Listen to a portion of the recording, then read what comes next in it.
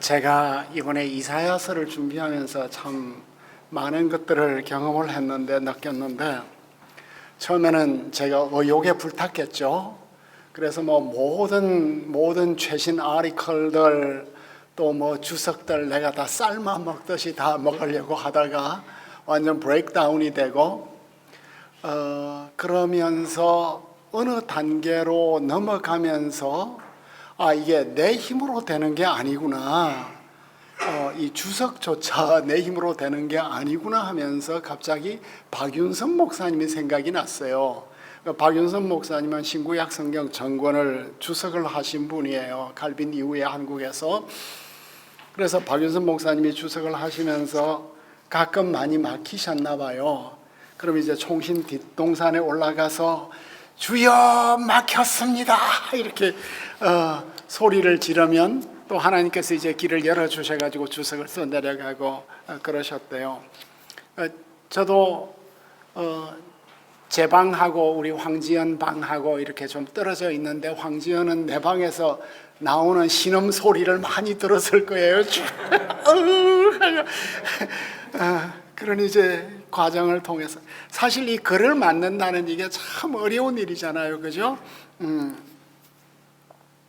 그러다가 제가 어느 순간부터 이렇게 내가 끌려가고 있구나, 내가 막 이렇게 주회를 해가는 게 아니라 어떤 주회가 나를 끌고 가고 있는, 그래서 그냥 내가 이 파도 타고 가듯이 리듬 타고 가는 이런 느낌을 가지게 되었습니다. 그러다가 갑자기 제 어린 시절에, 저는 경남 남해에 살았고 저희 아버지는 그 육군 장교셨는데 화천에 사시고 대전에 사시고, 제 어린 시절에 광주에 드디어 오셨어요. 육군 보병학교 교관으로 이제 오셨는데, 저는 이제 할머니하고 남해에 살고 있고, 어떤 여름철인가 저희 작은 아버지하고 같이 광주까지 갔다가 광주에서 이제 돌아오는데 남해 노량에서 내려가지고 버스를 타고 이제 업으로 들어와서 우리 마을로 이제 들어가야 되는데 차가 다 끊긴 거예요, 깊은 밤에. 그래서 남해 노량에서 내려가지고 상당히 먼 길을 밤중에 이렇게 작은 아버지 손을 잡고 막 졸면서 걸어갔던 그 장면이 내게 탁 떠오르면서, 마치 내가 이 밤길을 혼자 걸어가고 있는데 주님이 제 손 잡고 이 이사야의 길을 끌고 가고 있는 것 같은 이런 느낌을 제가 갖게 되었습니다. 이번 강의를 하면서도 이 많은 분량을 내가 한번 읽어보지도 못한 이 분량을 어떻게 강의를 하나, 저는 또 이제 모든 걸 다 마스터해야 자신감을 가지고 이렇게 진행을 해 나가는데, 이번에 강의를 하다가도 이거 내가 이끌고 가는 거 아니고 그냥 이끌려 가보자. 그래서 주님이 나를 이렇게 이끌어 가시고 우리 이 공부를 이끌어 가시는 그 이끌림의 나를 이렇게 드리는 이런 경험을 지금 하고 있습니다. 그 점에 대해서 제가 참 새로운 경험에 대해서 감사드리고, 이제는 2부로 넘어오겠습니다. 40에서 66장. 40장, 아까 우리가 공부를 할 때 1장이 이사야 전권의 참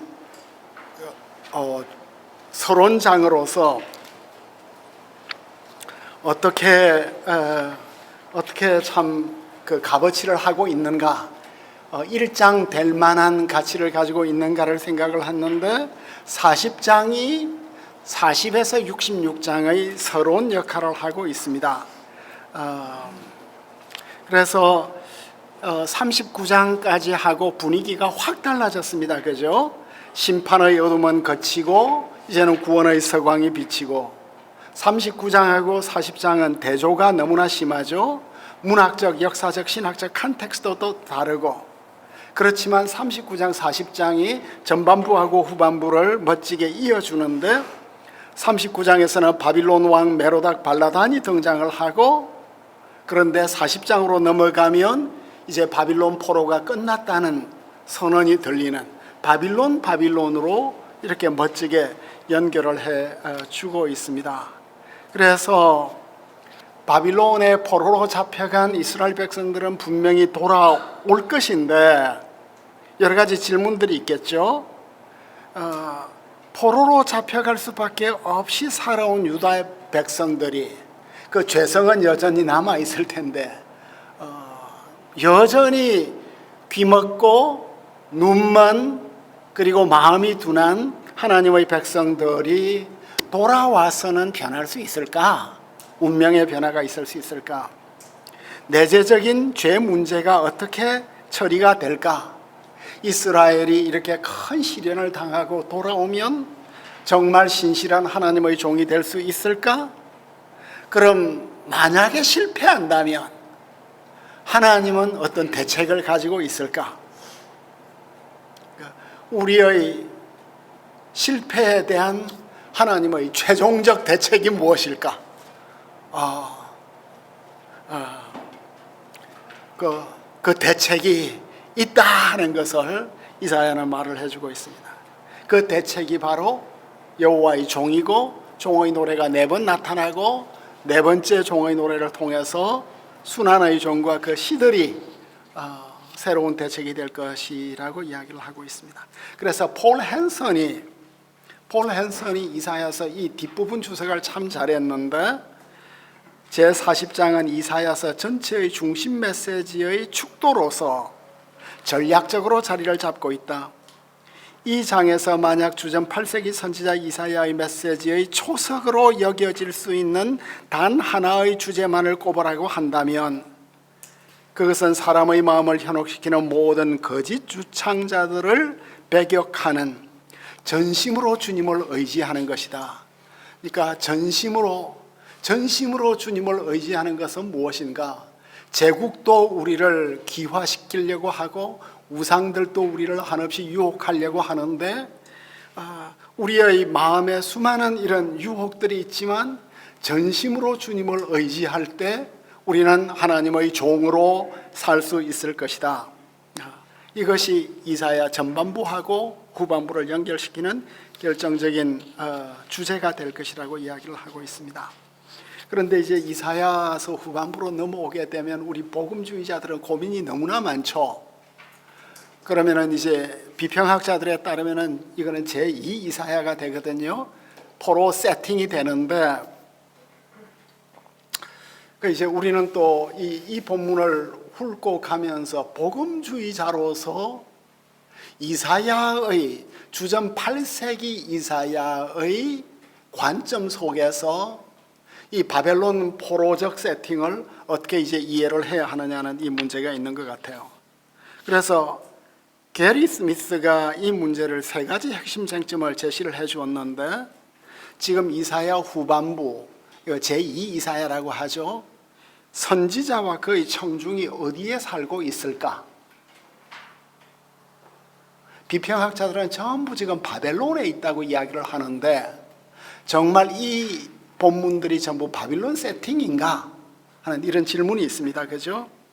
그 다음에 두 번째로는 다양한 장르들로 구성된 수많은 작은 신탁들이 어떻게 통일성을 가진 메시지로 이루어질 수 있는가. 여기에는 장르가 굉장히 다양하고 법정 공방도 많고 우상 논박도 많고 구원의 신탁도 있고 다양한 장르들이 어떤 주제를, 통일성 있는 주제를 만들 수 있는가. 그 다음에 3번째로 선지자가 대언하는 구원 약속은 가까운 미래에 관한 것인가 아니면 종말론적 사건에 관한 것인가. 이건 무슨 질문이냐 하면 비평학자들에 따르면은 제2 이사야를 자꾸만 바빌론 포로에서 돌아오는 것으로만 해석을 하는 거예요.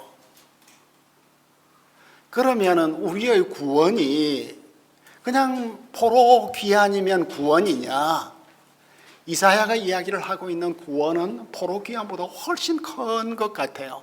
그리고 정말 영적이고 내면적인 변화를 우리에게 요청을 하고 있고, 그래서 이 3가지 질문, 이 세 가지 질문에 대해서 비평학을 가지고 있는 학자들은 제2 이사야가 주전 550에서 540년경에 유다의 포로들에게 전한 메시지로 이 본문을 보는 거예요.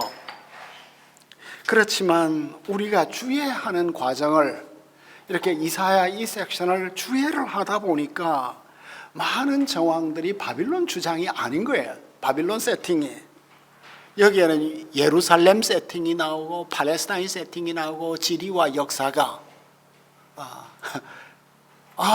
이 본문은 팔레스타인 세팅 속에서도 충분히 이해를 할 수 있겠구나. 그 종교 역시 마찬가지고. 그렇다면 역사적 이사야의 관점 속에서 주전 8세기 세팅 속에서 비평학자들이 그동안 그렇게 바빌론 세팅이라고 이야기를 했던 것을 넘어서 이해를 할 수 있단 말이야? 하는 이런 질문. 그래서 그 대표적으로 보면 우상 제조가 많이 나오는데 바빌론의 포로로 갔던 사람들이 우상 제조 과정 이것이 이 바빌론 우상 만드는 것하고는 좀 다르다는 거예요. 그 다음에 이스라엘 백성들이 전쟁을 하는데 포로기에서는 이스라엘 백성들이 전쟁한 기억이 없다는 거죠. 그리고 예배에 대한 많은 이야기가 있는데 바빌론 포로들은 예배를 그렇게 하나님이 정죄하고 꾸짖는 무가치한 예배를 드린 적이 없다는 거예요. 그리고 이제 제가 보니까 고레스가 저도 그 옛날 세미나를 할 때는 이사야 세칸들을 계속해서 바빌론 세팅으로 보았는데 고레스가 나오기 때문이에요. 그런데 고레스가 나오는 본문도 완전히 새로운 재해석을 할 수 있다는 거죠. 그래서 저희 제2 이사야를 보는 시각이 참 많이 변화되었고 역사성을 가지고 단지 바빌론 포로에서 돌아오는 것이 아니라 종말론적인 이사야의 비전 속에서 이 본문을 볼 수 있다는 생각이 들었습니다. 그래서 1차적으로는 구약의 컨텍스트에서 이사야를 보겠지만 정경적 관점에서 구약의 컨텍스트를 넘어서 신약의 성취와 적용도 살피고 현대의 정황 속에서 본문을 묵상해 보도록 하겠습니다. 교부들도 이제 그런 작업을 했었고, 그런데 이제 이 섹션을 다루면서 헤슬레가 이 본문을 다루는데 이상하게 이 섹션 속에는 긴 설교하고 나서 찬양이 나오고 설교하고 찬양이 나오고, 그래서 이 찬양으로 제2 이사야 이야기가 계속해서 이어진다는 이야기를 제시한 바가 있습니다. 그래서 우리가 구조 분석을 할 때도 이 찬양의 역할이 무엇인가를 생각을 하고, 저희 최고의 관심은 52장에서 53장이 있는데 54장, 55장이 왜 또 나오는가? 그래서 54장과 55장이 이 종의 노래를 너무나 멋지게 이렇게 마무리를 하고 있는 이런 관점을 갖게 되었습니다.